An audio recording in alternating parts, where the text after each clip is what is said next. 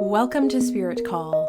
I'm your host, Jeni, and this is the podcast where I share all about my experiences as a psychic, medium, tarot reader, numerologist, and Kundalini yoga teacher. Find all of the information at my website, jeniduranis.com, but for now, enjoy the show. It has been a year since I started my journey into physical mediumship, and it's been 2 months since I released the episode where I share my experiences exposing the fraud that I've witnessed in the physical mediumship world. If you're just finding this podcast now, I highly recommend that you go back to the episode titled Exposing the Fraudulent So-Called Physical Medium, and then the episode directly following that titled The Fraud Follow-Up. Those 2 episodes will help you to understand what it is that we're talking about today in this episode.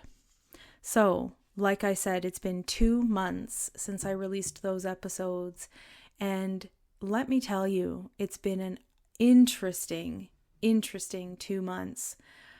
Since I released it, I've had countless emails of other people all around the world sharing their similar stories with me, catching this so-called physical medium in the act, faking seances, faking communications from spirit, and doing very disturbing things in the seance room.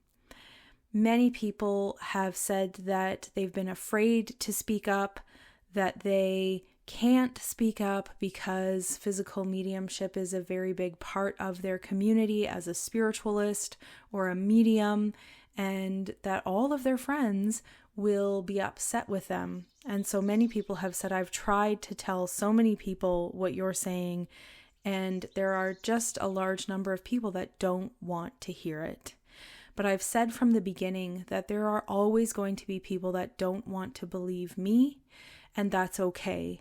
My goal here with exposing this person is to protect future people and to protect spirit, the name of spirit, to protect mediumship as a whole. And so I'd like to point out again, just a reminder that when I released the first episode, sharing my experiences in Albany, New York, prior to that time, I had only seen a very short video clip of this person coming out of their seance tent, taking off their shirt and waving it around to create cold breezes in a seance.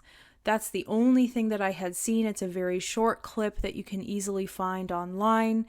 And so I didn't feel that that was enough information to tell me either way if this person was a fraud or not. And so I continued my journey in working with this person, going to seances, receiving trainings and workshops, moving forward from there. And one of the emails that I received since releasing the episode was a full-length video of this whole seance where the medium, so-called medium, is easily seen out of the cabinet throughout much of the seance, performing many of the same tricks that I witnessed myself in Albany in April of 2024.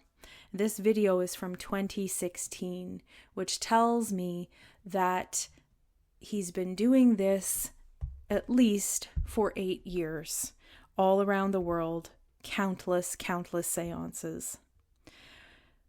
One of the emails that I received was from Chris Connelly. And Chris was present in the 2016 seance that we have the footage from. So he is somebody that I was very excited to receive an email from. We've had some back and forth emails over the last couple of months, and we've decided it's time to get together and have a chat and share our experiences for you to listen to. So Chris Connelly has over 25 years involved in spiritualism, working all over the UK and internationally, demonstrating and hosting workshops on topics surrounding the unfoldment and the science of mediumship, with a particular research interest in the altered states pertaining to the spiritualist trance. In the past, Chris has been a certified medium, speaker and tutor of the Spiritualists National Union, sat on the SNU committees at the national, district, and local levels. Chris is also an ordained independent spiritual minister and registered psychotherapist.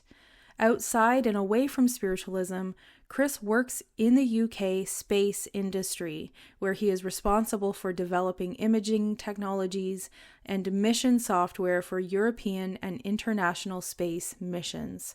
Chris holds a Master of Science degrees in both the fields of applied science and psychology, conducts research with mediums which have been presented at annual conferences of the Society of Psychical Research, the Parapsychological Association, and the Society for Scientific Exploration, and published in academic journals.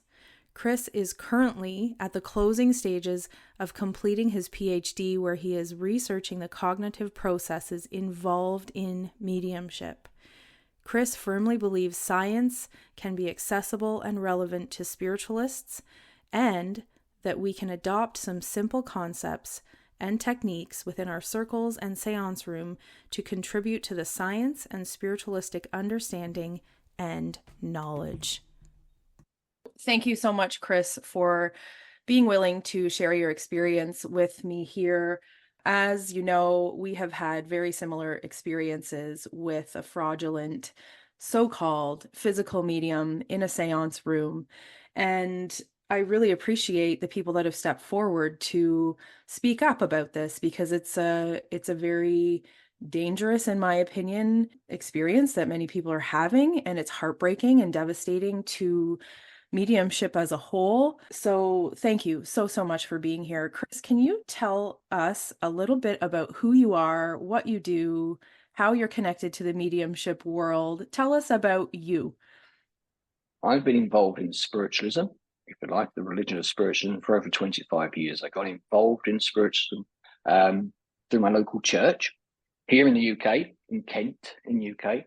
And I went along originally to the spiritualist church to prove it a load of rubbish, basically to prove it a load of bunkum. You know, I heard about all this stuff. I thought, no, what a load of rubbish. But actually, the more I explored, the more I had my own personal experiences, I started to realize there was something in this. So over the 25 years, I've been a working medium, a spiritualist medium myself, held numerous awards, accreditations from the Spiritual National Union and other organizations. But my passion, my interest in spiritualism is from the perspective of the science, to understand the scientific basis, understand the psychological basis behind mediumship in particular. I come from an engineering and science background. You know, I work in the space field, but also I have a number of degrees in psychology and engineering, and I'm doing a doctorate at the moment in psychology, exploring the cognition or the cognitive faculties used in mediumship. So I come from quite a wide sort of background, experience in regards to spiritualism, because as I said, you know, I've sat for trance, I do trance, I'm a trance medium. I've sat in the physical seances, countless number of physical seances, as well as run my own development circle and all these sorts of things. All the traditional stuff that we do as mediums. But we've done so for over the past 25 years. And it's a shame for having to have this conversation. You know, it is a shame, because one of the things that I was always mindful of during my early days as an exponent, developing my own sort of mediumship, was the responsibility involved in this. You know, you're working potentially with people that are vulnerable, that are bereaved, and that comes with a bit of responsibility. I mean, I should mention as well, I'm also a registered psychotherapist, so I'm very mindful of the harms of the words that can be said and our actions, if you like. So it is a shame I haven't had this conversation, And you mentioned it was dangerous. I would say there is a dangerous conversation, but it's also very sensitive as well, because we know that as spiritualists, how the outside world views spiritualism, views mediumship, and the ridicule that we get sometimes from the mainstream media and so forth. And so, there's a part of us wanting to protect any phenomena that we witness and protect the individuals that allegedly manifest this phenomena. There's there's a very protective element of us. We want to do that. But at the same time, we can't forget our primary responsibility, not just to those that we give private sittings to and we give that communication to from the spirit world, but also our responsibility to the spirit world itself. They don't want people having this make-believe world. They're real. They're tangible, albeit not in the sort of the materialistic sense as we understand the term, but they're tangible. They're intelligent. They want us to have that discourse with them and promote the truth that we understand. So it is a shame having to have this conversation, but as I said to you, we had this conversation before a couple of weeks ago. It's long overdue. There is too many people now who have had similar experiences, but are not willing to put their head above the parapet in case they're shot down. And I think that we've come through the last 4 years of people keeping their heads below the parapet in all sorts of areas, and we're not going to go into that field too much. But I think the time is now right to for people to get together and say, look, we're not going to accept this sort of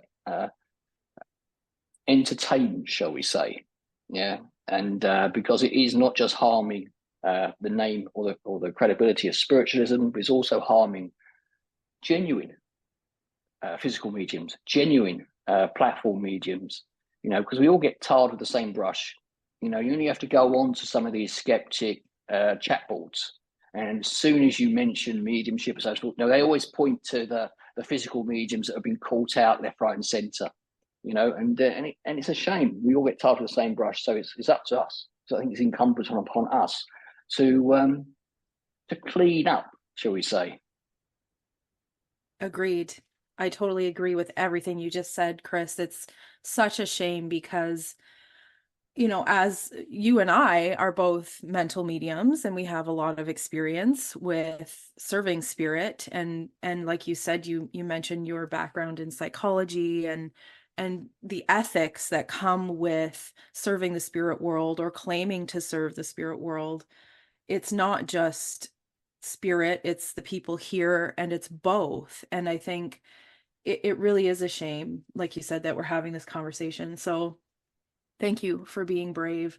And so you mentioned 25 years of experience working with mediumship. How long before sitting with this particular person, who we're not going to name here? I think it's pretty easy to research who the person is. At this point, there's plenty of information on the internet to search and Google. So how long before sitting with this person were you involved in physical mediumship? Because for anyone who knows the kind of difference there, it seems from my perspective to be almost like two different branches of mediumship, right? There's the mental mediumship of minds communicating. There's physical mediumship where spirit is hopefully going to manifest physically in the room. So how long were you involved with physical mediumship before you experienced what you did? I mean, I would just challenge that idea of two branches. And we'd like to think, spiritualists love to put things as two branches, but I think, the one about the same in many ways. I think the mind is very influential. The mind of the medium is very influential in not just in platform mediumship, but also in what phenomena manifests. But again, we'll wait for another day to talk about that in a bit more detail. I know. But what I would say is, in terms of your specific question there, I mean, this goes back to 2016. So I first started getting involved in physical medium. I mean, physical mediumship has always been from the start, I suppose. Because it's always something that as you're sitting developing your mental mediumship, you're developing the control classes, you're developing the trance side of things. But obviously, you would obviously move into physical as well. So you'll sit amongst other mediums who are developing physical and so forth. So from the start, but I'd say from the purpose of this conversation, I suppose since 2011. Okay. In 2011 was probably the first time really we started sitting seriously for physical or exploring physical or sitting with other physical mediums seriously around that time. So this goes back to it's about 5 years, 6 years. Yeah. Okay. And you had sat with other physical mediums as well. Yes. This isn't the only person you've experienced. So No. I think it's fair to say that you are pretty well educated in the ways of spiritualism, mediumship, physical mediumship. Like you kind of knew what you were looking for or what to expect in many ways. But then, of course, leaving it up to spirit to, bring new evidence, bring new ways of working with a medium and amaze us, right? Because that's how we go into, yeah. So, I think you and I, we can both agree that we don't know everything, that we're open to things expanding and growing and developing in new miraculous ways. Mm-hmm. So it's fair to say you were not a skeptic going in to. No, absolutely not. And I think as most spiritualists would testify, we are phenomena junkies in the sense that we're constantly seeking out phenomena because we want to see more and more evidence of what we know to be true, to be objectively there. So absolutely, as you said, as fair assessment, there's always more to learn. I have found now, with over 25 years experience in spiritualism, the more as the years pass, I start to realize more and more how little I know in terms of how much more there is to learn. That's without a doubt. But I would also state that at this particular seance in question that I experienced at this place, at this retreat, I was invited along with my wife because we were regarded as people who knew the difference between genuine and fraudulent mediumship or physical mediumship.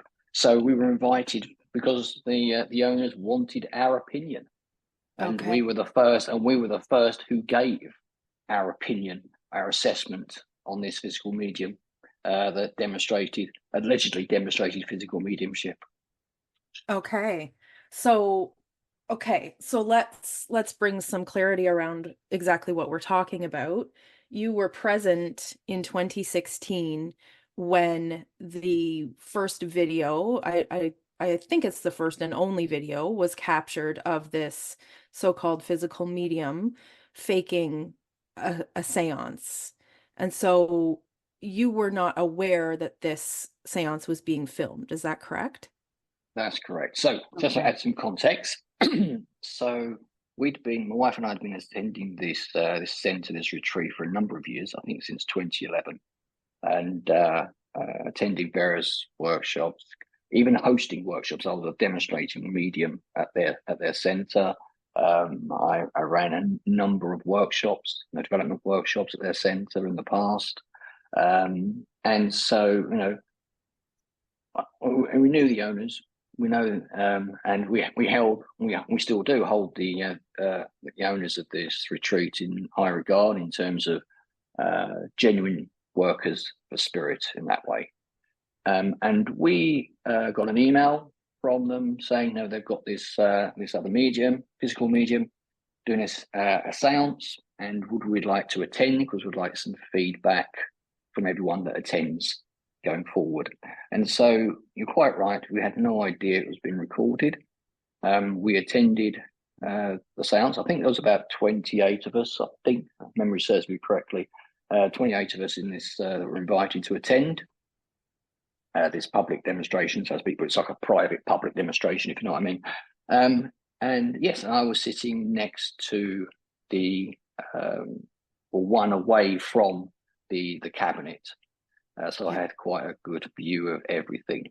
So yes, so I was there, and I did, but as you said, I didn't know it was recorded at the time. Okay. So I've seen the videos and I can see how close you are to the cabinet. You know, I see that you are, like you said, one away, and I'm seeing a lot of the things happening in the room on the video, which for anyone who's not been in a seance before, most of the seance is conducted in darkness. But Yep. there are periods of time with this medium person, whatever we're going to call him, where his spirit team may instruct a circle leader to turn a light on and off, depending on what's happening. But Yeah, for the, that's right. you know, for a lot of the video, we have to be aware that it is in darkness. And so this is how it's possible that people are being fooled by this person. So knowing that you're there to just give your honest opinion of your experience, of the sense that you get, you know, the presence of spirit. Do you feel the presence of spirit in this seance? You're in the dark, the seance begins. What, you know, where were the red flags? When did it start for you? Did you come out a believer? How did it go? Tell me everything. Okay, so for me, the red flags started almost instantly. As soon as the lights went out, we had the opening prayer, I think, and before the opening prayer started, there was this almighty sound, which we now know is because of the I'm not going to call it a cabinet. That's disrespectful to all physical mediums. It was a portaloo, okay, a portaloo tent. That's what he's sitting in, okay. You can make your own jokes up Like about a shower the quality tent that you bring to the beach. it's Yes, yeah, I have one. shower tent. Yeah, I have one. We call it a portaloo tent. Okay, Yes. it's for where you put your chemical loo in when you go camping. But yes, so we know that was spinning around, and instantly I thought to myself, well, something. Well, as a medium, as a tutor, one of the things we do as a tutor is that not all mediums are able to do this, but you should be able to link in, what we call linking. You should be able to feel into the energy, and if you're with a student, you should be able to see what they see, feel what they feel, hear what they are hearing when the spirit world are coming close to them. So you're able to guide them. So as I said, not all mediums are able to do that, but unfortunately I can. And so as soon as that was going on, my natural reaction, first response, was to feel into that energy, feel into that atmosphere, into that sound. What's going on? Where's the presence? And I felt absolutely nothing.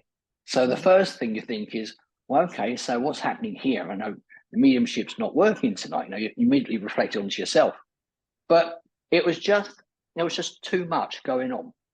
And the other thing I noticed as well that was very interesting was that in a physical sense, because the lights are off and we are led to understand that visible light, can be harmful to the medium.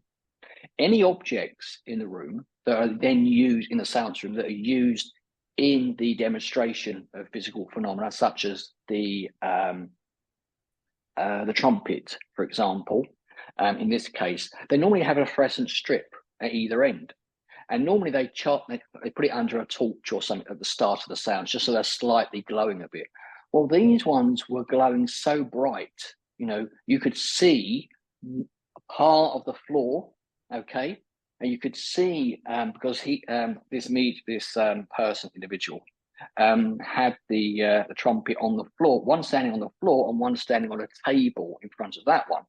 And you could see part of the table, you could see part of the floor. And I'm thinking, well, that's very bright. Do you know what I mean? That first response, because all the other seances I've been to, you could you have to wait for your eyes to adjust to see the fluorescent strip, So I thought that's a bit peculiar. But anyway, so you had all this commotion with the Portaloo tent. I'm not going to change the term there, Portaloo tent. And next minute it all stopped. And I think, memory serves me correctly, I'm not sure what part of the seance in particular, but I started noticing movement or seeing movement in the seance room, because these fluorescent strips on the trumpet were giving so much light, you could actually see what looked like a person walking about, you see. And I'm thinking, what's going on here? Of course, you kind of hope it's physical phenomena manifesting, don't you? Because that's what we're there for. But you've got these, it looks like, and it does look like someone moving about, because as they pass through the light of one trumpet, you can still see the light of the other, and it's sort of like just flip-flops between the two as someone's moving about the room. And then, the other sort of red flags we saw were things like the trumpet lifting, but not really lifting very high for a start. And also, as the trumpet, the trumpet came across or was going around the room, it was sort of like, it seemed as if the fluorescent strip at the end of the trumpet was being kind of used like a torch, as if someone was holding one end of the trumpet. And as it was coming around the room, especially, very often you'll get the trumpet spinning around the heads of the seance group, you know what I mean, going across the heads, and which shows you some form of intelligence, because everyone is a different height, and no one gets hit by the trumpet as it's whizzing around. But in this case, it was very slowly coming around the room, and it was almost like it was all, we know now he was using this medium, this individual was using the light emitted from this strip as a way of sort of like gauging where people were. So all these type of things, and also you've got this issue with the trumpets not being able to be not freely going about the room. Do you know what I mean? Which is true if someone's holding the ends of them. So there was a number of red flags that occurred throughout the seance, but the first one was this Portaloo tent rotating and making such a big commotion. The tent tornado. I call it the tent tornado. Yeah, the tent tornado. Yes, indeed. Yes. Okay. So right from the get-go, you're feeling into the energy as an experienced medium. You are feeling into the presence of spirit, the intelligence of spirit, who is conducting these things that I'm perceiving. And, for me, I know exactly what you're talking about when you can see something that's glowing in the dark and then a black figure passes in front of it. I know exactly what you're talking about because I've seen that in many seances. And for me, what's interesting about that comment is I've seen that in probably every seance I've ever been to with 5 different physical mediums, which makes me, these are the things that afterwards you start to question, well, I've seen that. And these are the types of things that he always seems to have an answer for. So when you raise the question, well, we've seen someone walking in the room because we've seen a shadow, we've seen movement with our eyes, and yet there wasn't really any phenomena happening at that moment. So why would spirit show us that? Is spirit, showing up in the dark, hoping that we're going to see them? Are they wanting to show us that they're passing in front of the glow in the dark object? Or does it just happen to be that we caught that movement? And his explanation is often like if you're feeling footsteps, you're not feeling they're not real footsteps. It's spirit giving you the perception of footsteps. Which is, yes, but we discussed it, that's not physical mediumship. That's mental mediumship. That's mental mediumship. If the spirit world are influencing your cognitive faculties, your mental perception of things, that's mental mediumship. That's not physical. And and the question is, you said, would spirit, quite right, would spirit want us to see them moving about the room like this? But there's no intelligence in that. There's no evidence in that. It You seems know, I like mean, wasted energy to they me. make all that, effort for Yeah. what? For a Yeah. black blob to appear across some Yeah. strips? I No, think there's other things they could do with that energy. Exactly. I would have thought so. Yeah. Yeah. So, okay. So, you know, you're the red flags are there. You're seeing the trumpets move in ways that don't seem to be necessarily the intelligent Intelligent. spirit. Yeah, Yeah, there's no yeah, intelligence yeah, there um because of the height, because of the way that they're moving, and the light of the glow in the dark strip seems to be conveniently there to guide the person yeah. holding the trumpet. So, okay. Now, in the seances that when this clicked for me, I've sat with this person 5 times, but the last two are when I really started to pay attention. And those are the seances that I've shared about. When I go back over my experiences and I watch the video from the seance that you were in 2016, I see a lot of similarities. And what's hard for me is I don't have the same video proof because I wasn't prepared to record. But when I see some of the things in the video, I'm pretty sure I know what's happening there because I've seen it many times. And so some of the things in the video that I've seen, he doesn't have very much clothing on. This is disturbing to me. And Very. I know that I witnessed him topless from the waist up, and this was during the trick where there are glow in the dark balls that he's holding and walking Mm-hmm. around the room, and then using them in a manner to reflect light on his body to give the impression that there's a spirit standing in the room. Look Yeah. how smart they are. They can create nipples and body hair and arms and hands. Is that something you've experienced in that seance? Because it looks like in the video that's one of the things that's happening. That is precisely what is happening. Now, when this video first came about, I should point out that there was a lot of controversy because it's not quite clear what's going on. But absolutely, when there's a portion of that video where he is naked apart from some loincloth that he's wearing, and he is holding two, and it's like either ping pong balls or golf balls. I'm not quite sure, ping balls or golf balls that are painted in this fluorescent light, and he's using it exactly the way that you're saying. He's using it to reflect certain postures of the body to give the impression that there is a materialization of Yes. spirit form there. And of course, in that environment, with that expectation, and it's easy for people to be misled, I suppose, in thinking that because you don't see the whole person, do you?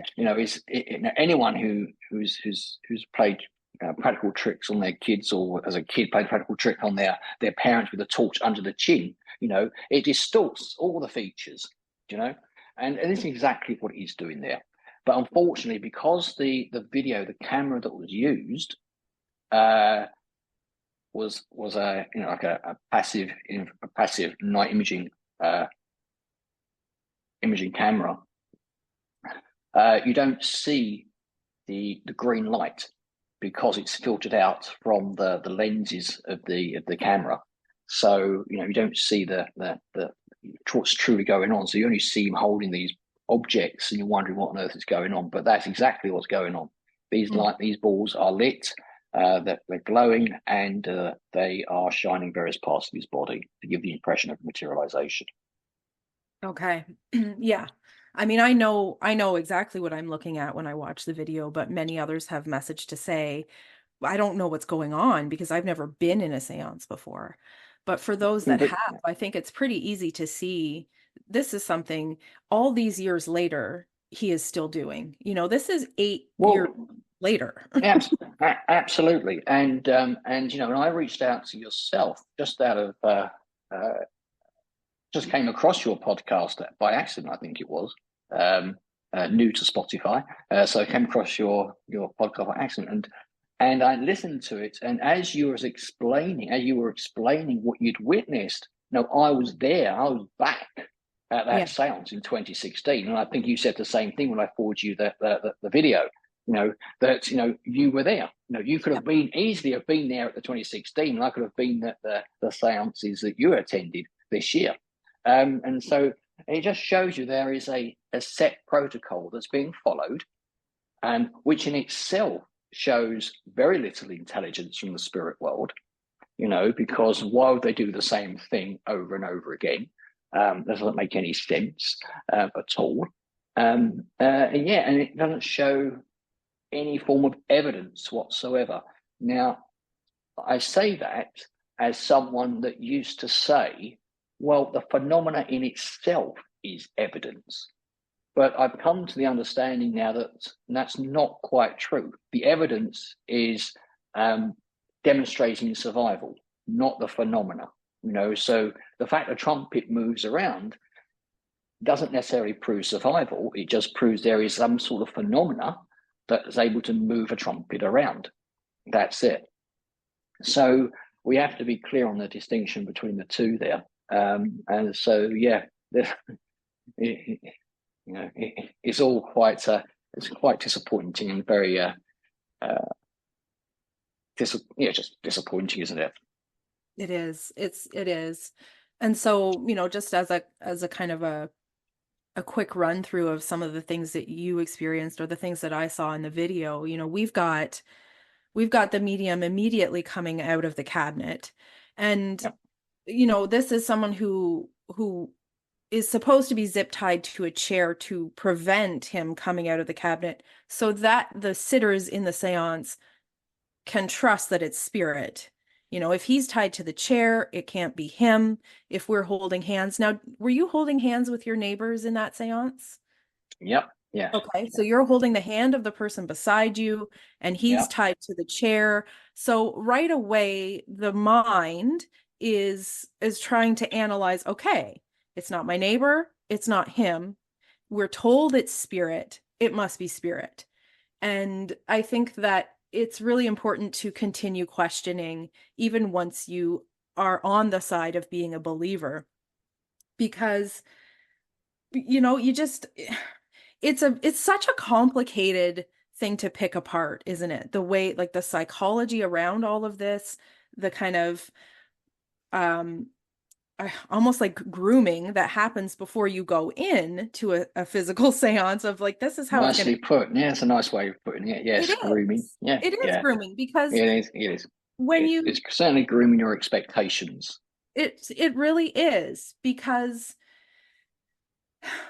so these signals to your brain of the person is zip tied to the chair are there right away. And I think that this is the one place that people want to keep coming back to. But Jeni, how did he get out of the zip ties? How is he getting out? It literally, in my opinion, immediately. As soon as the lights go out, in my opinion, he's out of the zip ties when that first tent tornado happens. And we know that he has extra clothing on. We know that it could be that the zip ties are tied higher up on his forearm and that he might be able to yank his hands out. I don't know. I don't know exactly how he's getting out. To me, it's just that he is getting out. In your opinion, do you have any idea or any evidence, or have you heard it? What I would say is my wife was the individual that cable tied him to the chair. Okay. And she cable tied him. And one of her suspicions was the fact that it was a very, well, as we know, he wears, I call it a teddy bear suit. It's this cuddly teddy bear outfit that he wears. Again, so let's just paint a picture of the quality of this medium. This is an individual that wears a teddy bear suit sitting in a Portaloo tent. Now, ask yourself, is he really worth seeing? All right, that's the way. Let's frame it in the context of the reality of it. But anyway, and my wife did have concerns about the cable tying. She also had concerns and raised concerns as well about the fact that when she was asked to go back in to check the cable ties are still present, she was aware that he was profusely sweating profusely, which she wasn't able to explain. unless, of course, someone's running around or doing a lot of activity. Maybe there is a bit of anxiety there with him, and he's sweating about making sure he's able to perform, but there was that sort of thing as well. And so, no, there were, as you said, did he just put his hand out? Is there some technique that he's learned to use? We don't know. But I believe that if we were to, let's put it this way, there are probably better ways of securing him to a chair. Let's put it that way.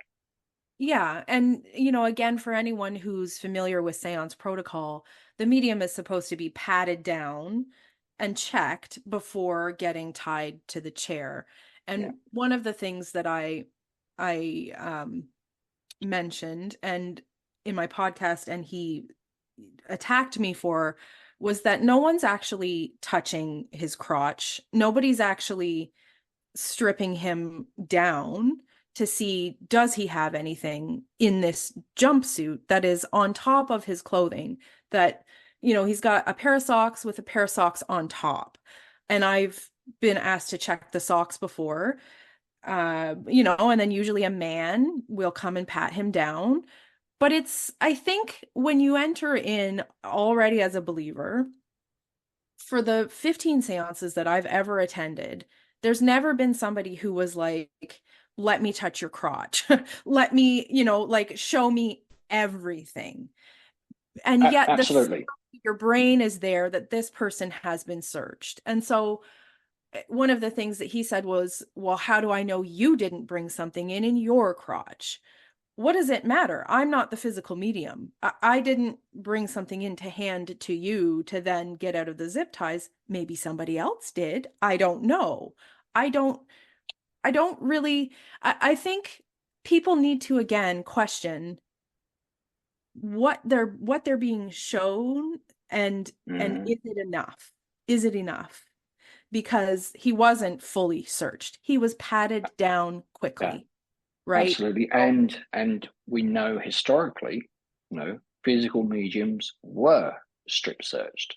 Yeah. They were quite invasively searched. Yeah. And we've come to an era where perhaps we're a little too trusting.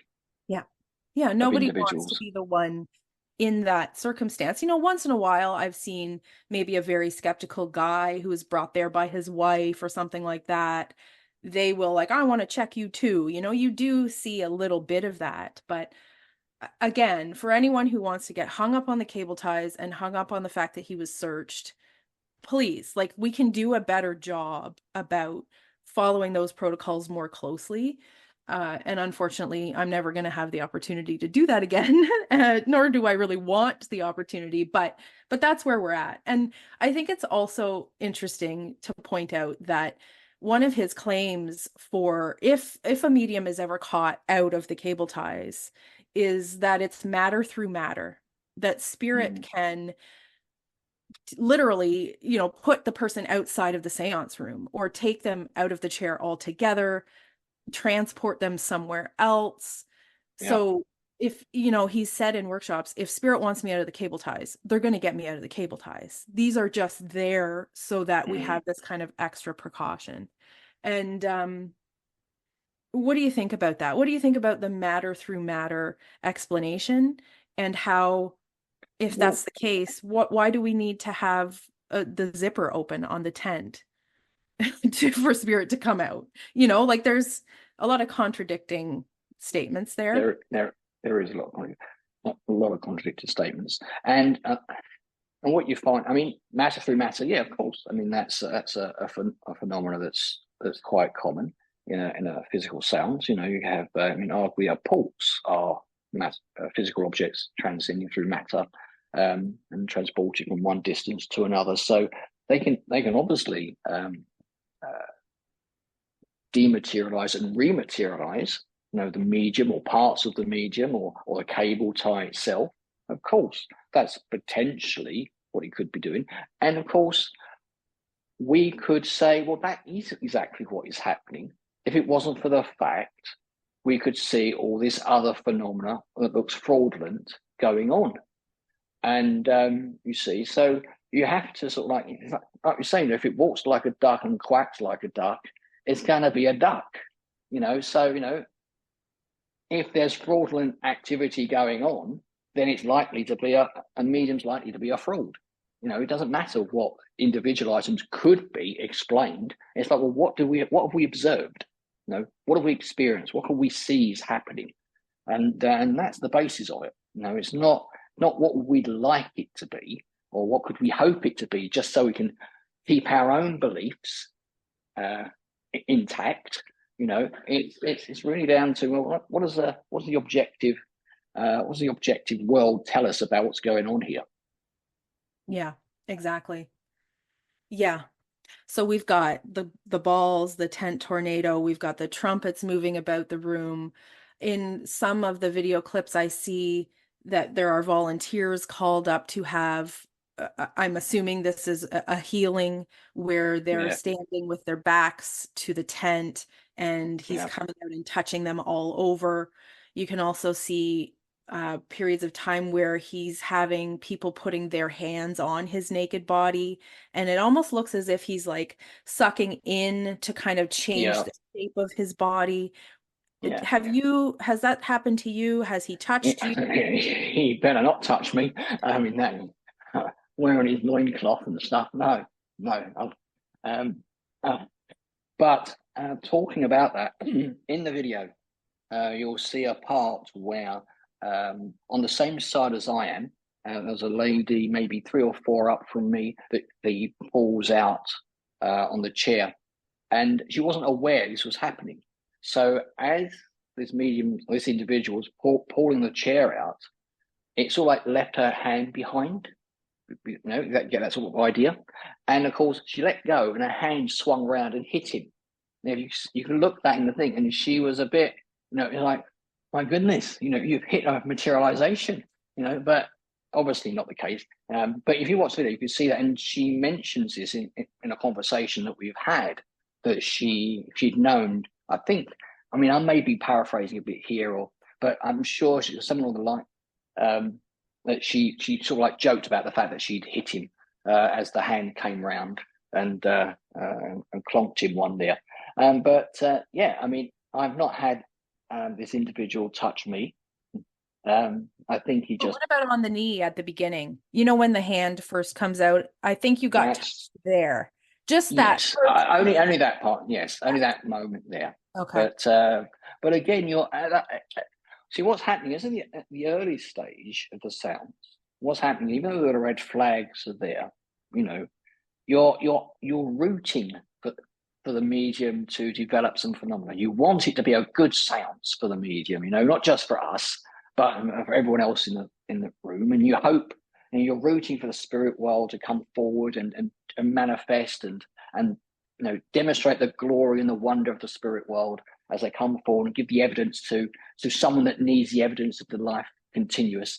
So you're sitting there and you, in a way, you're kind of making excuses all the way through. You're thinking, well, yeah, okay, come on, spirit, we can do this, and you're rooting for it because you want it to go well. And so at the early stages, I think that's what I'll confess, and that's where I was, even though these red flags were there. I was questioning myself more than I was questioning the phenomena, because I'm like, well, what's going on? There must be something wrong with me. But as time goes on, you start to kind of accustomed to the environment of the seance room, and you start to be aware of what's going on, and you start to say, well, hold on a second, there's something not quite right here. And of course that's quite common. You're in a dark room, you've got all these expectations. There's going to be a point of sensitizing to the environment, and that's going to be important. So there was a couple of points where he touched, but it wasn't as it wasn't as a half naked individual. Yeah But you can see him touching the people beside you and like you said, pulling chairs out. This is supposed to be a certain type of phenomena to show, from what I've heard, to show that, look, spirit knows where you are in the room in complete darkness. They're strong enough to pull you out. So that means this is a robust materialization. This is like, look how well spirit can work with this medium to be able to pull someone out in their chair and tip them backwards. And I like what you say, that she was a little bit shocked. Oh, my chair is moving, and she hit him. I've heard somebody say that they've rested their head back because their chair was being tilted back, and they were resting their head on his chest. And and to just sort of not Oh, about that. how could these individuals not realize what's going on? I Again, think it's they just down to do. the desire to want to maintain their own integrity, their own belief that Yes. something is happening. And Nobody it wants to is, speak up. It's so odd. And I think but you're right. the thing is, though, the thing is, sorry to interrupt you. The No. thing is, though, if you do speak up Yeah. and we get rid of these charlatans out there, we then give the space open for the genuine mediums to come forward and develop. Yeah. I'm sure, no, I'm 100% sure that around the world, there are small physical samples who are manifesting fantastic phenomena, wonderful evidence of the spirit world. And they're looking at what we're accepting as a community on their behalf as spirit, as phenomena, as evidence, and they're going to stay in that. They're going to stay in their little closed circles, because who would want to put their self out with all this nonsense out there? They don't want to be tarred with the same nonsense as these mediums, So yes, they may want to keep the integrity of their own beliefs together, but if you truly care about the spirit world, you have to speak up. I agree. If you're a true medium and you're a true servant to God and to the spirit world, you would speak up. I agree. Yeah. And I think that's what it comes down to, is not everyone in the seance room is a medium. Some people are grieving. Some people are there because their coworker dragged them there, or their wife, or they're there because they're curious, or whatever it is. People come to a seance for different reasons, but for the most part, what I've witnessed is these people are involved in some sort of spiritual, belief and practice. Mediums, Yep. healers, meditators, whatever it is. Most of the people going to these things, I think, have a duty to speak up. But here we are. So let's go back to 2016 again. We've talked about some of the various things that are happening, the disturbing things that you experienced in that seance, much like I did. I understand that this video was not released right away. And, you were not aware that it was being recorded. I understand that the medium and his team they were not aware of the recording. And so for some reason, the owners of this retreat decided to record this seance. Do you know why that is, or what led up to installing the camera? So I understand, and this is a conversations I've had, that this retreat wanted to be, just wanted to invite other physical mediums. They have a physical medium that regularly, have a number of physical mediums that regularly attended, and would do public demonstrations. And they knew this medium was also doing public demonstrations, so they invited him, this medium, to do a public demonstration. And this is why I said it was like a test demonstration, if you like, for individuals that the retreat, understood, regarded as individuals that knew the difference between different phenomena, and but that was the main reason for it. However, they had seen, they had attended a demonstration prior to this with this medium, and they had their own suspicions. So one of the reasons for inviting him was to get in there and get the opinion of everybody else. But as it happens, I understand that there was a communication from the spirit world to suggest a camera or give permission for a camera to be present, because I'll leave it there. A camera to be present, and so a camera was fitted, and it was fitted in the air conditioning unit, seated behind where I was sitting. There was no audio; it was purely a video camera, no audio on it at all. It was an image intensifying camera. So that's why there's no audio to it. It's not that I lost the audio from the file there. It's just there was no audio in the coming from that particular camera in itself. And yes, and as I said, I wasn't aware the camera was there. The first I heard about the camera being there was when the retreat owners contacted me and told me what happened, and that's when they explained what was going on. And that was because I had written an article that I submitted into the Psychic News, where I was questioning the authenticity, or basically questioning where was the evidence in the sounds, because and we'll talk about that later if you want to know, the fact there was no evidence presented in the sounds at all.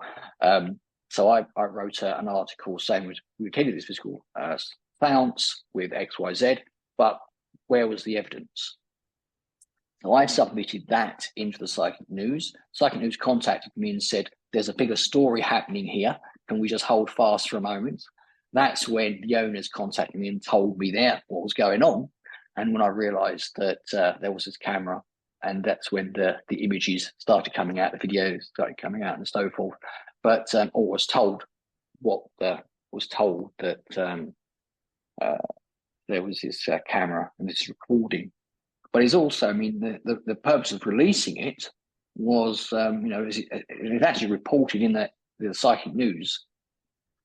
And it's the same story that the retreat owners said to me, was that, they just wanted this individual medium to stop defrauding people. They had this individual is apparently a very good spiritual healer. I've never experienced his healing, but allegedly he's a very good spiritual healer. And they simply said, look, we've caught you doing this. We had suspicions from the previous time we sat with you. We've caught you doing this now. We don't need to go any further with this. Just go back to spiritual healing. And I imagine that I'm thinking, probably from my own perspective, if I was doing that, probably do the same thing and say, look, again, on the basis that there could be some physical mediumship potential there with this individual, be like, look, carry on with your healing, go back to your circle and develop further, and see what happens, and leave it there. But unfortunately, this individual wasn't prepared to accept that, or at least accepted it, but then went against that, which is why I understand the video was released in the end. And of course, when I saw the video, it made perfect sense. Just as you've said, when you could tie up perfectly your experiences to what you were witnessing on the video, and it was shocking. But it also was good because it, up until that point, you were feeling you were gaslit in many ways. You know what I mean? Whereas you could see the video and you say, yeah, what I saw, what I felt, how I interpreted it, how I observed this was right. This is what was happening. It explained everything. And yeah. Yeah. I think it's interesting because, you were quite close to the cabinet. I wish you could see how close I was to the cabinet. Literally, I don't know if it was even, I would say like from my elbow to my fingertips, not even a full arm length. I was just very, very close. And for me, I don't need video evidence of what I witnessed and know to be true. I could hear the chair moving. I could hear him getting up and down, searching for the zipper. So yeah, it's just, you do feel gaslit when you question things. You do feel that coming out, let's say right after a seance, if you said, I have a question about this or question about that, everyone already has an answer. And that's one of the things that I've been criticized for is why didn't I speak up at the conference? It just was happening so fast that 90 people were, I assume, going to just try to convince me. And if I could go back, I would. One of my biggest regrets is not just grabbing him when he was standing in front of me, but it is what it is. Yeah. So, Yeah. so okay, Absolutely. well, the video's taken. I didn't know that you already had an article written up about your experience and searching for the evidence. That's interesting to know that you were just gonna, walk away from this seance, not knowing that there was evidence of That's this. right. You were just gonna say, here's something that I'm concerned about. I want to see more evidence. I think we should be paying careful attention.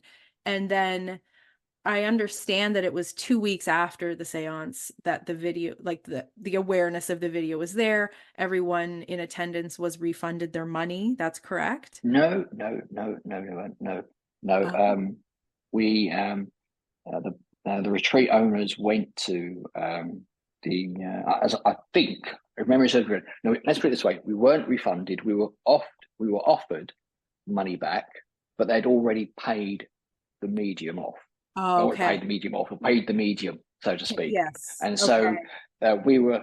The Banyan said they will be the retreat said they would be happy to refund if we wanted, but I think majority, I can't say all, but I know what I did was I just said no, just put it towards Yeah, because that was going pay to it as a donation. A donation, yeah, exactly. Okay. Okay. Got it. Okay. So So everyone was made aware. Now, yeah, I don't know if you know, there is a video on YouTube of this person giving their explanations for the seance and the recording. Have you seen that video? I've seen numerous videos. I'm Okay. horrified to say, Yeah. but yes, I've seen numerous ones. So why don't you go through some of the points and Yeah. perhaps we can discuss Yeah. them. Okay. So you've already mentioned that there never was audio with this That's recording, right. just purely video. So one of the things And, that, and and the reason I can testify to that is that I am personal friends. I found out now. I'm personal friends. I don't know how close a friend we are now, but we're personal friends to the gentleman that installed the camera. okay. Okay. Okay, So or at you least know supplied the that. camera. So I know it was only a video imaging camera, no audio. Okay. So nothing was taken out that could help him to clarify what's actually going on there. There's no audio of, and now we're going to take the medium out of the cabinet and he's going to touch you. There's no No, spirit no, isn't no, speaking about no. that. His guide There's isn't. no audio. And I would also say the video hasn't been edited. It is from Mhm. start to finish how I would remember that video and how. And again, as I said, my wife attended and we both seen it, and we both would testify to that it is uh, the video is complete. Okay. And do you know if he was given a copy of it? Did he I'm not ask aware. for a copy I, or I well, I I don't know. okay. All right. Honestly, I don't know. He says that he wasn't. And so at the time that he released his YouTube video in response to this whole situation, he's claiming that the audio was taken out so you don't get to hear his spirit team talking about what they're doing. And he said that he was not given a copy of the video. So who knows? Uh No. so he one of the things that I think is really scary to me about this is that he essentially in that video where he's explaining himself spins it in a way that he's blaming the retreat owners for putting a camera in the room in the first place because had they not done that, spirit would have been able to proceed as usual, but because they did that, they had to use his body. So I just want to read an exact quote from this video for you. He says, everything is an experiment. Spirit will work with what they have. I'm sure if Nick, the owner of the retreat, had allowed the seance to carry on in its normal way, meaning didn't put a camera in the room, Spirit would have been happy to work normal. Because we weren't given the conditions that we asked for to enable the seance to be in normal conditions. Spirit took the opportunity and experimented with what they could. So what he's saying there is, you put a camera in the room, you broke our protocols, you didn't tell me it was being filmed. The spirit team was, for whatever reason, they decided, all right, tonight it's probably better if we take the medium out of the cabinet and have him do the phenomena himself, rather than how we would normally do it in the proper, authentic way. Right. What do you think about that? What do you think about that statement? What I would say is that look, anything is plausible. However, to me, it would not show. I mean, it didn't show any intelligence in there. I mean, what you just said shows no intelligence from the spirit world at all, because at no point in the seance did the spirit world come forward and say, "We're aware there is a camera present, and because of that, we are going to continue and experiment with the medium in this way." At no point did the spirit world say that to us. Now, I would have expected the spirit world to say that to us. And if they did, that would have been a super wow evidential moment, because it's like no one else knew there was a camera apart from Nick and so forth. So that would have been evidential. But evidential in the sense there's some form of intelligence in the seance room. But they did not mention that at all. There was no indication of that at all. The seance was proceeding under the guise that it was the spirit world causing the manifestations and the materialization and the movements of the trumpets and so forth. So at no point did the spirit world say that. So for this medium to suggest that is just nonsense. Yeah. He claims that he was set up. He claims in that video that he knew he shouldn't sit, that he was having, bad feelings about it. He was worried that there was kind of like another agenda at play here. And he said he pushed through anyway and went on with the seance. And because he pushed through, spirit did what they did. And he even says that people were happy when they left the seance. And so all I know is I was in the chair when it began, I was in the chair when it was over. Everyone had positive feedback for me, and if everyone's happy with their experience, that's all that matters. This is another thing that he's saying in the video. And he's claiming that there's a ton of real phenomena that wasn't picked up by the cameras, because nonsense. Yeah. There was no other phenomena other than what the camera picks up. Yeah. There's nothing else there, absolutely nothing. So that is absolute nonsense. Yeah. So, don't you think this is again what's hard? I think if you're not a believer at all in physical mediumship or trance mediumship or mediumship in general, it would be very easy for a skeptic to say, look, this person says whatever happens in the seance room, they don't remember because they're in a trance. If you have a question for them, you're going to have to ask their spirit team next time you sit with them. If they are completely unaware of what's going on, because that's what we're told, a skeptic would be like, no brainer, this is fraud. Like, there's no question at all. But for someone like you and I, who we do believe in mediumship, we have tons of evidence of our own. We know that there are certain protocols that most physical mediums are following. It's problematic in that, like, even we have to accept that it's okay for him to not have an answer necessarily, and that we should always be referring those questions to the spirit world. And so a lot of his responses are, I don't know, you'll have to ask spirit. And so what do you think about that? How do we kind of solve this problem of that can always be the answer when someone is being questioned?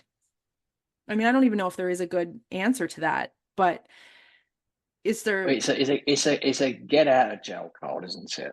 It is. You can always claim it's the other person, but it's tantamount to what you do as a child. You know, you blame your brother and sister when you've done something wrong, don't you? It's nothing to do with me. It was them that did this. And again, it's just again, it shows a lack of integrity, a lack of honesty, and shows the fact there's an individual here that is making money out of false pretenses, making money from those that are bereaved, making money from those that are vulnerable. And if that doesn't turn your stomach when you sit in the seance room with that, and you're still willing, after all those experiences, to still sit there quiet, then really, I think it says, with respect, and that causes an outcry. You know, it tells a lot about you as the individual as well. Yeah. But a lot of the stuff he picks up on, you know, because I know he talks about at some point that the spirit world. He was in a trance, so he was walking around the room in this entranced state, you know, and this is all Trans-puppetry, he calls it. Puppetry, yeah. And all of this, all stems from of yesteryears of complaints and of incidences with other physical mediums, and there's a famous case with a physical medium, Giuseppe Palladino, who was caught numerous times fraudulently moving about the room and this sort of thing. But but you could tell this individual wasn't entranced. I mean, why would the spirit world entrance a gentleman to remove his clothes and wave a shirt in the air? So let's think logically. We're saying the full intelligence of the spirit world are able to entrance a person, but they're not able to create the phenomena for breezes and things. Instead, they have to entrance somebody, get him to undress and use his shirt to create breezes. It makes no sense. The spirit are intelligent. Unfortunately, it appears many of the sitters aren't. It appears, and this is maybe the problem, or not willing to be critically thinking about things. And yet, it's bonkers, because as mental mediums, we're taught from day one to be almost self-critical in the evidence we give. Is there more I should be giving? Why can't I get the names? Why can't I get the dates of birth? Why can't I get the times of the person? We're constantly self-critical at our work. And yet, this form of mediumship that should be really at the pinnacle, at the forefront, we're willing just to sort of like squint and look through sort of like squinted eyes at things and just make excuses for stuff. And it's like, no, we can't do that. You're right.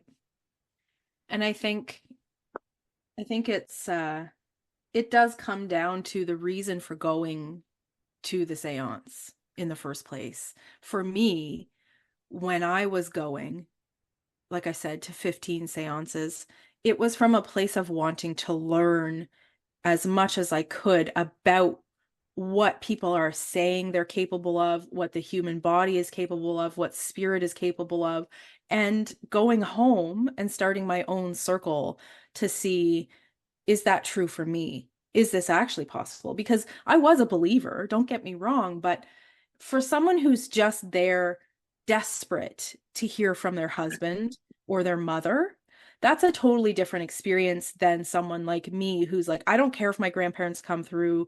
That's not what I'm looking for. Great if they do. If I do receive some of my own evidence or guidance, awesome. But really, I'm here to understand the mechanics of physical mediumship. And I don't think most people are there for that reason, which is why I think someone like you and I, it's very easy to see. We're not going in with all of the emotion of grief, or maybe you were, I'm sorry, I shouldn't speak for you, but You're right. We still have the ability to question. And so that's where I think it's super dangerous, because maybe the person walks away and truly wholeheartedly believes they held the hand of their father. That's great, but I think I think knowing what I know is it's just so uncomfortable knowing that there's this many people walking around believing that when it's just him. Like it turns my stomach. Yeah. And yeah, I don't know what we can I do. think, yeah, I think absolutely what you're saying is absolutely correct, and maybe I'm being a little harsh when I talk about the sitters, but the problem, and yes, some sitters will be non-mediums, and will just be the public coming in, of course, bereaved and truly want phenomena to occur and to hear from their loved ones, of course. But we both know many individuals who sat in these seances with these mediums, these physical mediums, are also mediums as well. Yeah. And some of them are well regarded and have good standing in the spiritualist community. And it is shameful. I'm going to be blunt. It is shameful that these individuals are staying quiet. They're not saying more. They are just allowing things just to roll on. No, it can't happen anymore. And I mean, and in fairness, I put myself in a way in that category. Once I did the article, once it all came out, we kind of thought it was all done and dusted. It was only when I listened to your podcast, I thought, my God, he's still at it. What the hell's going on? And as I said, we've had these conversations since. But no, that yes, if you're there is that, if the sitter is unaware of what's going on because they've they're not mediums, so fair enough. But if you're a medium, if you're a worker for spirit, if you're going around saying I work for the spirit world, and at the same time you're choosing to turn away and turn a blind eye to what's going on and what you've experienced, what is to be wrong, then you're not a worker for spirit. You can't pick and choose whether you work for spirit in this way and not this way. It's silly. It's silly. I agree. And I think a lot of it comes down to some of the people who are working for spirit, who maybe have a long career or history as a public medium in some way. I've noticed a level of being connected to this person gives them a certain status. There's a status or kind of like a fame aspect to this as well, that maybe I did notice something, a red flag here or there in some of the seances, but I don't have proof that he's a fraud. And look at how popular he is. I've noticed a lot of that I'm going to stay connected to this person. It's better for my reputation, which is also ridiculous to me. In the long run, that's going to hurt you. So absolutely. And you're right, and you are right, and it was very brave of you to do your podcasts based on just your observations and your experience. I know obviously that the video and stuff all came out, and you did some digging and found stuff that sort of justified why you do the podcast. But it was very brave and courageous of you to do that. But there's no shame in acknowledging your experience. yeah. If there are red flags, raise those red flags. Say to people, well, this is what I experienced, but I'm not sure about this. Don't just sit quietly. Don't just sit quietly. Perhaps we need to set up a website called, Physical Medium Red Flags, so people can post in anonymous entries in or something, their experiences, and we can post these online and let people read and make their own decisions. But anyway, but yeah, please don't sit quietly. If you've got some concerns, not only you have a duty to yourself, a duty to the spirit world, and duty to others to actually let people know about that. Mm-hmm. Even if you feel they're unfounded, if you don't have concrete evidence, talk about, say what, maybe say what you felt was good and what was genuine, but say things you thought, well, actually, but I didn't understand this, and I don't think that was actually something not quite right about that. I didn't feel that, And like I said in this article I wrote, it was very much a sense of, I wasn't trying to discredit the medium. I was just saying there's no evidence. There's no evidence in it. Where I thought mediumship was about providing evidence. There wasn't anything in this seance, you see, because even then I hadn't seen the video. I wasn't prepared to try and discredit the medium. It was just a sense I was discrediting the what we'd witnessed, Yeah. But yeah, no, we have to share our experiences and speak out in our experiences. We can't just sit quietly and let things carry on as the way they are. Mm-hmm. So since his explanation video claiming, all of the things of how it's the retreat owner's fault that this happened, there's another video where there are some very significant statements that I recognize as well. One of them is that a mental medium should never speak to physical mediumship because you just don't know what you're talking about. You just don't know. If you're not a developing physical medium, if you're not having the trumpet lift in your circle, if you don't have spirit materializing in the dark for you, don't try. That also is quite an interesting statement to make. And I got to be honest with you, I sort of took on that belief in the beginning when I first heard that. Yeah.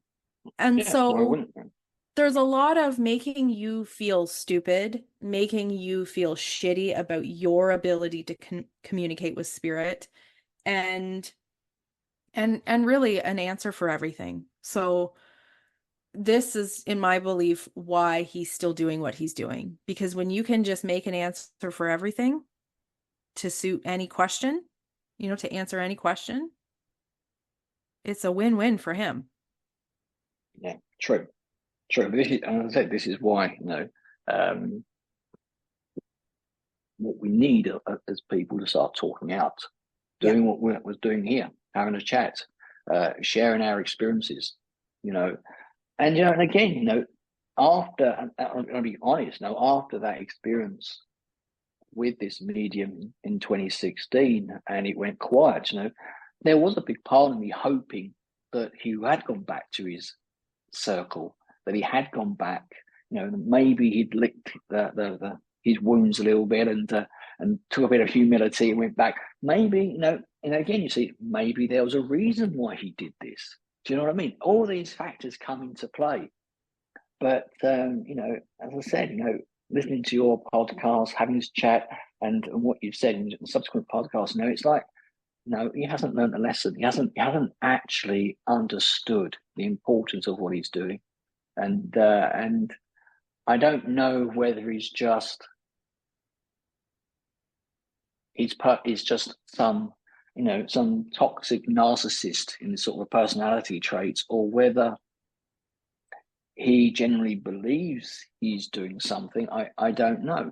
I've not had the privilege of having a conversation with him face to face to ask him these questions, but it's it's all very disappointing and depressing having this conversation when we know. Well, the thing is, we know from our experiences the wonder of the spirit world. The magnificent things they do in terms of the healing, physical phenomena when it's genuine. How much effort they put into providing us with evidence of the continuation of life. Bringing forward the loved ones through mental mediumship, through trance, and all these sorts of things. It's absolutely wonderful what they're able to do. And then we have this. I know. That's the really heartbreaking part of it. So I will say the things that I noticed have shifted since your 2016 video seance to now. Another response that he's made is that since then, it's all been a positive experience. We've gone back to our home circle. Spirit has learned to work in newer and better ways. We're working much more with light.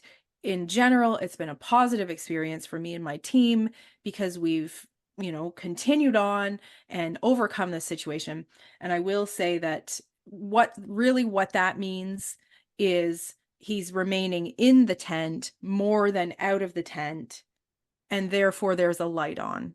So please, anyone who's listening to that video and thinking, oh, wow, yeah, now they can work with light. Now there's a red light and a blue light and a green light and a white light.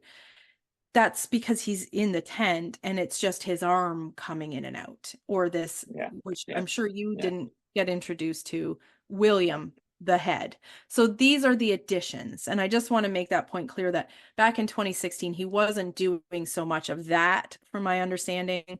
His progression, his recovery from this is to find new ways to continue to trick people while remaining in the tent and having the sitters come up to the tent rather than coming out. And that, I think, helps him in situations when it's a very small room and there's not a ton of room to move around. He's just gotten better at doing what he does. So, Chris, I think we've said what we need to say, and I really do appreciate your honesty, and I feel that you're someone who I can trust. I don't get the sense that you're doing this out of a place of jealousy, that he's a physical medium and you're not, or, these are some of the accusations that I've had, that I'm looking for publicity. I don't get that sense with you either. I think that you're a genuine person. We're not looking for publicity. We're looking for authenticity, maybe. Yeah. That's what we're looking for. And of course, so that was a new experience that he's manifested there, and that, and the that, and the precipitation art as well. And if anyone is interested, as maybe listening to this, and interested in what precipitation art is, go and read about the Bang sisters. Okay, read about the Bang sisters, then you'll start to see that his laser printouts of faces he's got from social media don't equate to precipitation art or precipitation phenomena as well. And as I said, a lot of the comebacks now are related to the fact he's allegedly been scientifically tested. That's right. Yes. Have you got time? To go into that one? Yes, we should cover the scientific testing, because that is another thing that people will bring up. I know. And one would say that this is in no way a critique of the researchers that, or a defaming of the researchers, or a takedown of the researchers that did this work. And I don't know the researchers personally, but I take what they were doing in the spirit of what they were trying to achieve. And to be fair, some of the work they were doing was pretty good and pretty exciting, and very well thought out. The problem I've got, though, is that when we talk about scientific testing, it requires the researchers to follow strict protocols. Otherwise, you're just measuring stuff for the sake of measuring it and for your own experience. It doesn't stand up to the scrutiny that's required. And I understand, looking at one of the videos of this researcher who complained about some of the stuff that he was, or talked about some of the stuff he was doing, this researcher was also mentioned that he tried to get his work published but wasn't able to. When we say published, we're talking about published in some little peer-reviewed journal somewhere, and wasn't able to. And because they came back with a number of critiques, a number of flaws. Now, this is a standard process. Now, I've got articles published in journals, and it is a standard process that you send your work in to get and for publication, and it gets reviewed by 2 anonymous reviewers, who then provide feedback. And sometimes that feedback can be quite harsh, because it's like, it seems harsh anyway, because it's, this is your piece of work, it's your baby, so to speak. You spent months, weeks, if not years on this research, and you send it in to be published, and you want everyone to say how wonderful it is, like anyone would do, and you'll get a critique, you'll get your reviews back, and it will be, quite damning, quite hurtful, and it takes a bit of effort to get over it. But invariably, the critique that comes back is always aimed at making the research and the article better. Okay. Now, what disappointed me a little bit was the fact that this researcher in particular, who did this work, didn't take that opportunity to make their article better, or it seemed to address the comments that were made, and so his work remains unpublished. Okay, so that's another aspect to consider when we say scientifically, has it been scientifically tested? Well, no, scientific testing process will be, you do your research, you follow the strict protocols, rigorous testing methodology, and then you write it up and get it published. That's the thing. If it's not published, then basically it's just your experience, or it's a preprint, or whatever you want to call it. The other aspect that I was concerned about was actually, because you can find this paper on this researcher's website that he purports to be the evidence to support this scientific testing that this physical medium has undergone, and and there's a section under procedure and experiments where he states, and basically he's talking about the fact that evidence will never be good enough for those scientists who rule out anything which apparently challenges today's paradigm to their breaking points. And of course, there is a point to that. The researcher does have a point. But he then said, as the search for indisputable evidence in physical mediumship seems to be an endless and often pointless endeavor, I decided I might as well relax and take a different path. And of course, when I read that, my heart sunk, because you've got a situation here where the researchers said, well, we're just going to go with the flow. Well, that's not scientific research. That's not being tested scientifically. That's basically a mate, a friend, strapping you up with some gizmos, some tech, and let's see what happens. That type of thing. And so, I would very much dispute the notion that this medium has been scientifically tested. Now, apart from the fact that the tech that's been used in this paper, just so people want to understand, what they did was they basically wired up a load of electronic gizmos to the medium to try and show that they were moving and all this sort of stuff. And in first sight, it does seem to look like that, but unfortunately, there are limitations to this equipment. And I'm not going to go into detail about that at the moment, but there are equipment that I'm more than familiar with. I've used this technology myself. I've written the software used in this technology myself, so I'm more than familiar with it. And so I do understand some of the limitations of using it as well. And so, there is I would say there is some criticisms, and I think some valid criticisms to the research that's been conducted and the scientific testing that was done, but would lead me to conclude that I wouldn't suggest for 1 minute that he had been scientifically tested in any shape or form. And to say that would be, I suppose, stretching the truth quite far. But then that's what this individual seems to like doing. So Yeah. So I wouldn't trust that. Yeah. Thanks for clarifying that. And I will say one of the first times that I met him was in a workshop. I wasn't able to go to one of his seances at the first conference that I attended. And one of the first things he was saying in the workshop was that he was scientifically tested. And so you have this workshop experience where, he can talk about the scientific testing, and he's also he has claims that he was scientifically tested for 5 years with his psychic surgery as well, which I've never seen any of the, the results of those tests, but he claims he's got fabulous 5-year research on his psychic surgery, healings, and then also scientifically tested as a physical medium. So you hear these things in a workshop and you're like, oh, wow, why do I have any reason to not believe you? Oh, great, good for you. That's fantastic. That makes me feel better for giving you the time of day that you're a trusted individual. And most people just stop there, right? That's all. And of course, absolutely. And of course, the problem is as well now is that this researcher, as well-meaning as this individual was, as diligent as he probably could be with what he did, has now given credibility Yeah. to this individual.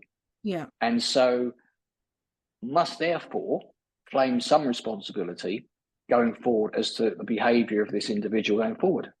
You know, and this is a problem I have with researchers going in and testing individuals. There is a moral, ethical complication, a conflict of interest in many ways with this, and we have to be very careful with that. You know, and I as a researcher myself, I've worked with individual mediums, but I don't ever say who the mediums are. You know, because they can't. I don't want them claiming that they've been scientifically tested, because yes, they've been scientifically tested, but science doesn't say you're a medium, this is real or not real. It just explains and just reports data, and it's down to the interpretation of that data as to what the conclusions are formed. And as I said, one of my issues with this research that was conducted with this individual, this physical medium, was that the data could be interpreted in different ways. You know, it's not just that way. It can demonstrate that this medium didn't move at all. You know, if you believe that's to be the case, but there's also another interpretation of that data. And again, go on a bit further, you know, I understand as well from the website there is actually more data that was captured, but for some reason the spirit world says you can't release it. Yeah. Yeah. And it's like, well, that's convenient, isn't it? Yeah. You know, yeah, there's always how do you say, which again is unscientific, because a scientific method, a scientific process is quite clear in the sense that we have open data as a portal, and we put all our data on this for people to see and for other researchers to use. So yes. So yeah. Yeah, I think that explanation of, you know, this could go on forever, I think we'll just stop here, because, you know, who really cares anyway?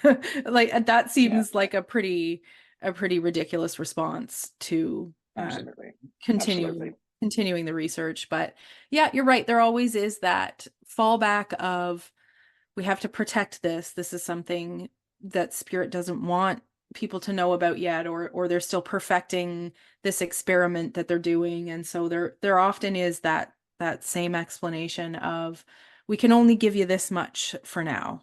We can only say this much for now. We're not ready for video cameras. We're not ready, you know, and there's all of the other reasons, all of the protocols of why video cameras usually are not in the seance room. But I think you made a point before that, how about we get to the place where we do record seances, and after the seance, just the people that were there get to view the video so that they know in the dark that wasn't you. And I think that would be great. But at this time, we just don't have people that are even demanding answers in a stronger way. And, you know, I've heard people say, I looked in the tent and your legs were crossed. And he just simply says, you didn't see that. You didn't see that. Pass that by me again.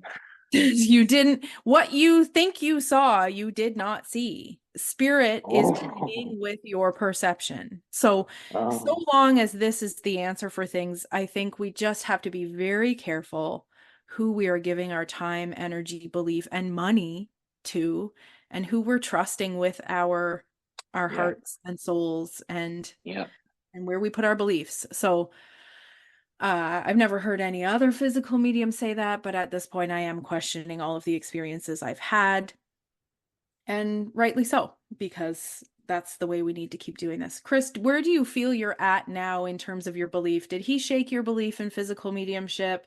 What did it do to your belief, to the experiences you've had with other mediums? Where did it? I think it does. It makes you question a lot more going forward.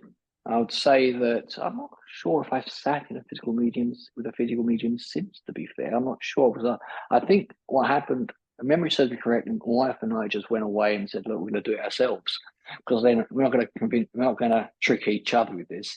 and we actually started developing some interesting phenomena, but it wasn't for us. Let's put it that way. It wasn't for us.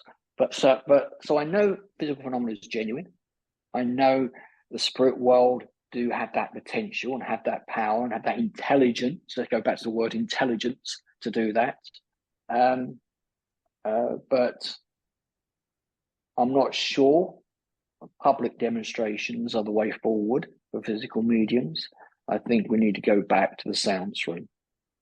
Yeah. And if you want physical, then maybe, in time you'll be invited to see a physical medium, how it used to be done.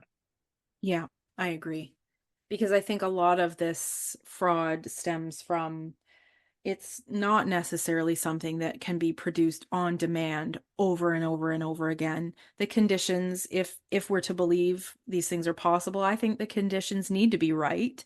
And to say Friday night, 7 p.m., see you there, we'll come through with William the Head and the hands and that's going to happen every single time. So feel free to go public, travel the world, take people's money. I think I can see how someone would slip into, maybe it's better. I've come all this way. I've traveled, to another country. I don't want to disappoint these people. Maybe it's better I just fake it. I think that's what's gone on, but who am I? Well, see, that might have been the case, and I have worked with another medium that did exactly that. They were going through a rough patch. They were going through some marital problems, I understand it, and the pressure was on to generate something, and brought an object in, smuggled an object into the seance room, pretended it was, but did it the once because he was immediately caught out. So he wasn't very good at it. He was immediately caught out with it, but it went quite viral. This, and his other medium had to stop working completely. When I started working with them intermittently, really to try and work with some sort of experiments that he could work with to try and demonstrate he's genuine, that he is authentic. And I remember him saying to me, look, I made a mistake. I was under pressure. My head wasn't in the right place and I made a big mistake, but I'm genuine. He said, I am genuine. And I thought, well, look, maybe we're a bit gullible, a bit naive, maybe, I don't know. But what I would say was there that, we are all human, and we do have limitations. We have limitations in our personality and our flaws. And so, maybe there are times when someone does feel they do have to do this. But again, in this particular case, this medium we're talking about here from the Banyan, it seems that that's not the case, because there seems to be very similar experiences and sort of repeated patterns. And of course, the trouble is, you see, if there was some time that he was genuine, he wouldn't know what was going on. So if he doesn't know what's going on, how does he know how things develop? Do you know what I mean? So it's like, well, there can never be a time when he has to fake it, because to fake it, he wouldn't know, would he, what the phenomena was that it was manifesting to be able to fake. Do you see what I'm saying? Well, I think it would be the feedback of the sitters and the circle leaders, like, oh, nothing happened tonight. But so precisely, it's almost scripted. Yes. Do you know what I mean? Yeah. That wouldn't happen. So yeah. So, yeah. It would I mean, that's what he claims. It's always based on the feedback that I get from my circle leader and the sitters. They enjoy it. I trust spirit. All I know is spirit did something. If you have questions, ask the spirit team. The response that we get from the spirit team will then be communicated back to me after the seance, and then I will teach you that in the workshop. That's what's happening. And I mean, if we're gonna go down that road, we can say, well, I've spoken to my spirit team. Exactly. My spirit team wants to blow a raspberry at him and say, what a load of rubbish. Okay. Well, it's my spirit team. But my spirit team is better than his spirit team. Yeah. You know what I mean? It's just nonsense. I mean, it is my spirit team that said, Jeni, you need to pay attention. You're getting fooled here. So, but again, I went in with the ability to question in the first place. Okay, Chris, we've been talking for a while here. We've spent so much of our precious time and energy on this crap. You've been, in this much longer than me. 8 years ago, you experienced this. And so I just appreciate you for continuing to speak up all this time and for being available to speak for spirit and to protect those that are getting scammed by this person. Is there anything you'd like to say before we tie this up and say goodbye for now? I think we've said enough. Yeah. Okay. I think we've said enough, to be fair. I think we've made our sentiments known that, that this isn't just an issue with this physical medium. This is probably a wider issue with spiritualists and the spiritualist community as a whole. We can't accept this. We can't keep quiet. We have to be honest if we're going to truly be workers for the spirit world. And I'll just plead with these mediums in particular who have standing in the spiritual community. Goodness sakes, speak up. You have the platform. You have that power to make a positive change. And I can assure you that rather than thinking it's going to damage your credibility, it will do nothing but enhance your credibility, because the one thing students look for at a teacher is honesty, is truthfulness. Mm-hmm. So something to consider. Yeah. Thank you so much, Chris. There you have it, friends. Thank you so much for listening. Please share this episode with your medium friends, anyone who is curious about physical mediumship. This is something that people need to be aware of before they go through everything that I went through with this person. I am going to set up a page to keep all of the information about this person together. So I'll put a link in the description of this episode where you can go to watch the full video, where you can see the articles and read the articles from 2016 from the Psychic News. And I'll do my best to update things as I go along. But for now, it's just a pretty simple page that you can go visit if you want to see more things for yourself. And my biggest takeaway from this interview with Chris is that, much like Chris before he saw the video footage, we both had the sense that this was not right. And we both were willing to speak up about our experiences as people who know what spirit feels like and how spirit works.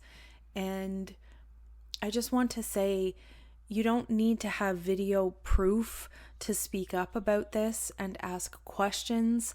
Please, if your intuition is telling you something is off, ask questions.